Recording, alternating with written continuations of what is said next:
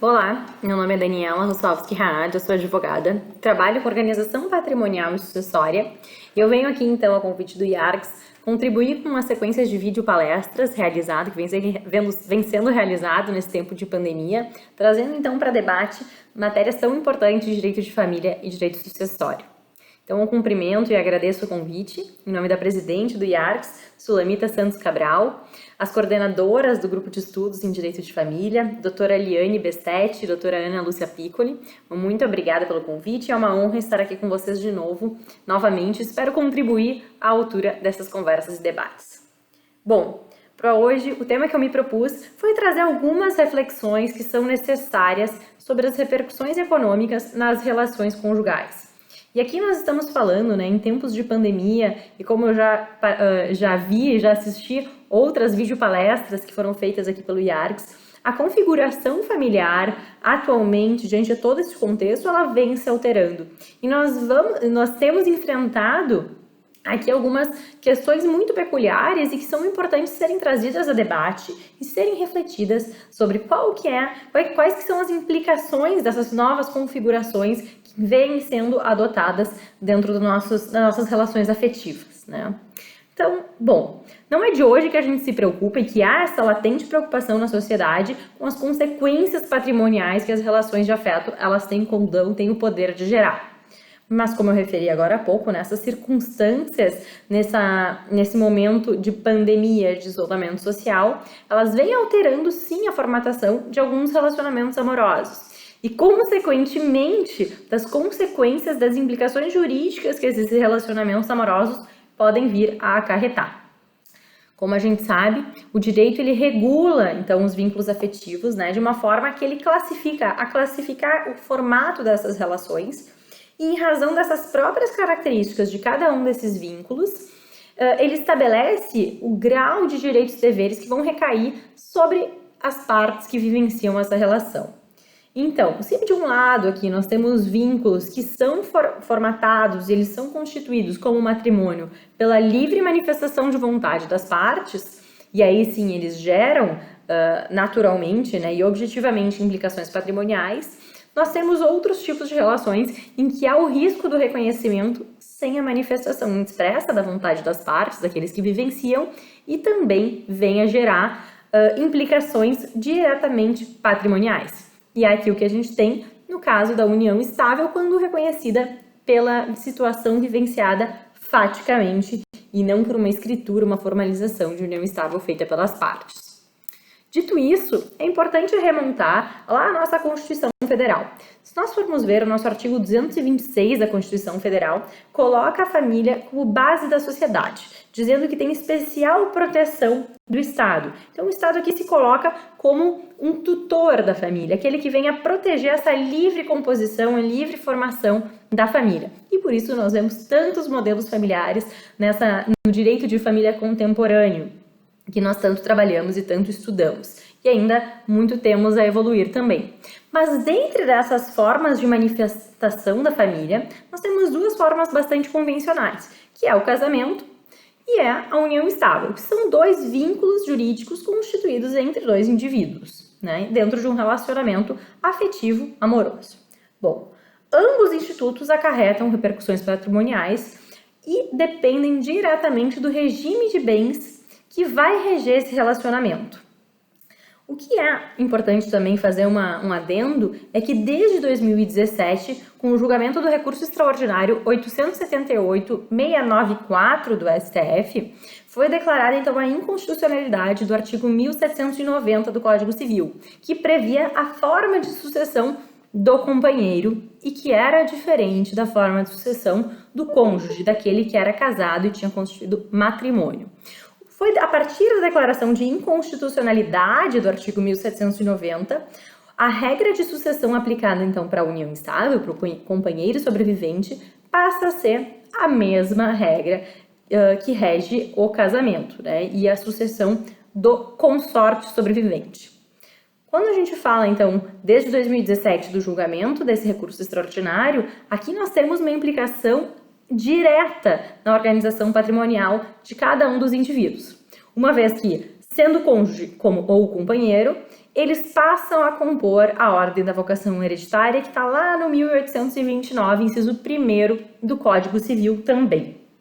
Isso faz com que a preocupação com a escolha do regime de bens seja ainda mais delicada e ainda mais necessária, a fim de que se analise qual é a configuração daquela família que se deseja e qual é o grau de comunicação e de confusão patrimonial ou não que se deseja, tanto em vida como após a morte. Isso porque, mesmo havendo a omissão das partes sobre qual o regime de bens que eles desejam escolher, que eles desejam optar, mesmo não querendo se manifestar sobre o regramento patrimonial, há aqui a previsão do regime legal, que é o nosso regime da comunhão parcial de bens, e que coloca, então, como regra, né, a comunicação dos bens que são onerosamente adquiridos durante a relação. Ou seja, via de regra, o nosso ordenamento estabelece como regramento legal a comunicação, em certa medida, de bens. Então, caso os indivíduos queiram afastar essa comunicação patrimonial, na medida do possível, porque, como bem sabemos, há peculiaridades aqui dentro da partilha pós-morte em vida sobre essa confusão patrimonial ou não, mas a depender do grau de comunicação e de confusão patrimonial que se deseja, os indivíduos vão ter que ter sim o cuidado de escolher o regime de bens, seja na união estável, seja no casamento. Mas essas consequências patrimoniais, elas não são exclusividade do âmbito sucessório. As consequências patrimoniais das relações de união estável e de casamento, elas são objetivamente averiguadas também em vida, quando da ruptura dessa relação conjugal. E aqui a gente está falando tanto na possibilidade de comunicação dos bens em vida, e que aí é necessária aquela partilha quando houver o rompimento dessa dissolução, ou do divórcio, no caso do casamento, e aqui vai ter que se averiguar, a depender do regime de bens que tenha sido escolhido ou não escolhido, como vai ficar essa partilha, mas além disso, e tem um ponto muito importante, como resultado dessa relação, né, de essência familiar, como a gente vem falando, e que há toda essa tutela do Estado em proteger os indivíduos componentes dessa relação, há aqui também efeitos econômicos que vêm dos direitos e deveres que são característicos das relações conjugais. E dentre esses direitos e deveres característicos dessas relações conjugais, a gente tem aqueles decorrentes da solidariedade também suscitada pelo nosso direito, sustentada pelo nosso ordenamento jurídico. A partir dessa ideia de solidariedade, tanto entre os consortes quanto os conviventes, há a possibilidade, então, de se pleitear uma obrigação alimentar entre ex-consortes ou ex-companheiros. Uma vez, e aí mesmo que em caráter excepcional e provisório, mas caso atestada a dependência econômica e a impossibilidade de sustento próprio. Aqui, como eu disse, as decisões vêm mudando ao longo dos anos e hoje a jurisprudência já nos traz essa obrigação alimentar como algo excepcional e muito provavelmente e seguidamente julgado como provisório. E por isso há também que se ter essa preocupação, porque mesmo que seja excepcional e provisório, há a possibilidade, então, de se acarretar a essa obrigação não necessariamente desejada por ambas as partes. Bom, mas se de um lado nós temos aqui a contratação de um vínculo conjugal, como o casamento, que é um ato solene, um ato formal, que demanda, né, a habilitação própria, o preenchimento de requisitos legais, e essa contratação sem vícios de consentimento, né, através do tabelionato, pela via cartorial, aqui nós temos o pleno consentimento e a plena ciência dos efeitos patrimoniais que vão se ter no momento da contração do matrimônio. Em contrapartida, então, por outro lado, nós temos também, por uma característica peculiar de ser um ato-fato jurídico, a união estável pode ser reconhecida também através de uma contratação, com uma manifestação inequívoca de vontade das partes, ou, e aqui está a grande diferença, pela via de reconhecimento da situação fato, da situação fática, tanto em vida como após a morte. E aqui, e é justamente por essa possibilidade de reconhecimento posterior e sem necessariamente o consentimento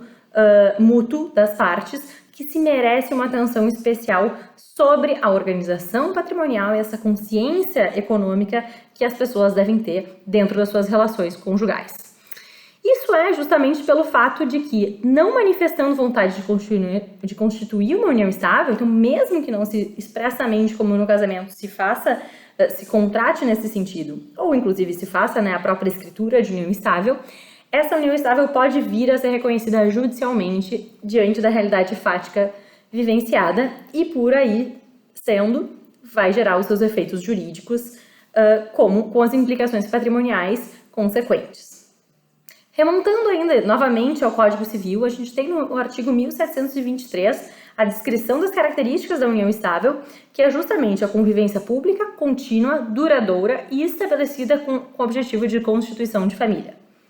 Bom, mas como da própria leitura do artigo a gente pode perceber, essas características de averiguação da configuração ou não da união estável, elas são subjetivas, de forma que o que a gente enxerga é que muitas vezes relações de namoro, por exemplo, elas ficam à mercê de uma eventual rotulação como união estável, mesmo que não intentada, mesmo que não manifestada essa vontade expressa de se constituir família e de se ter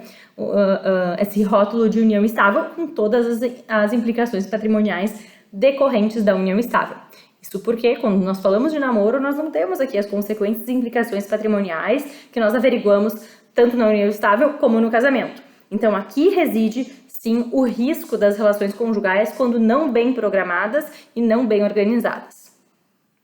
E nesse contexto, vem um contrato, um instrumento, ganhando muita relevância e que muitos de vocês já devem ter escutado falar, que é o contrato de namoro. Né? Então, o contrato de namoro ele tem recebido uma especial atenção nesse contexto prático que nós vivemos hoje em dia, que é de relações amorosas, de relações conjugais com formatos diferentes, que vem sofrendo alterações, às vezes pela própria realidade que nós estamos vivendo atualmente. Bom, o contrato de namoro, então, ele nasce, né, ele vem com uma tentativa, e aqui é importante frisar, é uma tentativa de se minimizar os riscos das implicações patrimoniais que não são desejadas. Então, é um instrumento bilateral, é um contrato em que as duas partes protagonistas dessa relação amorosa fazem, pode ser por escritura pública ou na própria forma particular, e fundamentalmente se faz uma descrição da relação afetiva que é vivenciada entre os dois como um namoro, declarando que é um simples namoro e não há aqui a constituição de uma união estável, que não há aqui affectio maritalis, e este é o ponto central, havendo também independência econômica do casal. Ao namoro, como eu referi agora há pouco, não se aplicam as regras e as consequências patrimoniais, né, respectivas dos vínculos que são reconhecidos como entidades familiares, que é aqui a união estável e o casamento que nós estamos tratando. De forma que o contrato de namoro ele se torna um contrato, um instrumento com o objetivo central de afastar um possível reconhecimento de uma união estável de fato, com as respectivas repercussões econômicas. Entra um ponto importante aqui, e que é bastante controverso, é sobre a eficiência, né, a eficácia desse contrato de namoro. Sobre a validade, é reconhecido que o contrato de namoro, sim, é um instrumento válido. A questão é que há aqui a contratação sobre regras de ordem pública que regem a união estável. E a união estável, como um ato-fato jurídico, ela pode sim vir a ser reconhecida posteriormente, mesmo havendo um contrato de namoro. E é isso que nós temos encontrado na jurisprudência. Entretanto, isso não invalida um contrato de namoro, que demonstra no mais puro exercício aqui da autonomia privada das partes, a intenção de contratar e qual o desejo daqueles que são envolvidos dentro dessa relação conjugal. Então, há sim aqui riscos, o contrato de namoro ele não é absoluto, mas é com certeza um instrumento hoje em dia atual, prático e que vem sim como uma ferramenta para se tentar fazer valer a vontade das partes. Bom, diante de tudo isso e essas breves reflexões que eu trago aqui para fazermos, é necessário, é indiscutível reconhecer a importância desse planejamento da própria configuração de um relacionamento afetivo, né? Desde o início, seja enquanto namoro, seja até eventual evolução para uma entidade familiar, sendo união estável por declaração ou por casamento, matrimônio por uma contratação específica. Essa expressão, né, da intenção ou ausência da expressão, né, ausência de manifestação de vontade dos protagonistas desse vínculo afetivo, em constituir uma entidade familiar e consequentemente, né, de se instituir ou de se evitar a confusão patrimonial, é uma medida fundamental nas relações afetivas atuais. Isso porque, caso não seja feito, caso não seja manifestado e caso não se tenha essa consciência patrimonial, há sim o risco dessas partes, de todos esses protagonistas dessas relações, serem encarregados de obrigações que não estavam planejadas e que não eram desejadas. Em resumo, né, é latente, é gritante essa necessidade de conscientização sobre a relevância da organização patrimonial familiar, tanto para prever e direcionar os defeitos em vida, como no plano das sucessões. A cada dia e a cada mês que passa, a cada ano que passa, nós falamos mais e mais em planejar a sucessão, em planejar como vai se organizar, como vai se fazer essa organização econômica. E o que eu gostaria de contribuir aqui e bater nessa tecla é que a nossa organização patrimonial, ela se inicia na constituição do nosso vínculo conjugal, seja ainda na fase prévia, né, como um namoro, e a preocupação de se deixar claro de quais são os riscos envolvidos dentro de um namoro, seja depois por uma união estável, quando se vivencia características próprias da união estável, se preocupar qual o regime de bens que as partes querem fazer valer, porque esse vai ser o regulamento aplicado. Então, e posteriormente ao casamento. Mas, então, aqui nós temos, antes de falarmos de outros instrumentos completamente válidos ao planejamento sucessório, nós temos o primeiro instrumento eficaz para a nossa organização patrimonial e também sucessória, que é a organização e conscientização das nossas relações conjugais, seja pela escolha do regramento patrimonial ou a conscientização pela omissão e aplicação do regime legal. Bom, dito isso, eu espero ter contribuído com os debates que vêm sendo suscitados. Espero também ter trazido algumas reflexões para aí sim uma nova e longa reflexão pela frente. E tenho certeza que ainda veremos muitas decisões e novos casos para analisar nesse sentido. Muito obrigada, um abraço e até a próxima!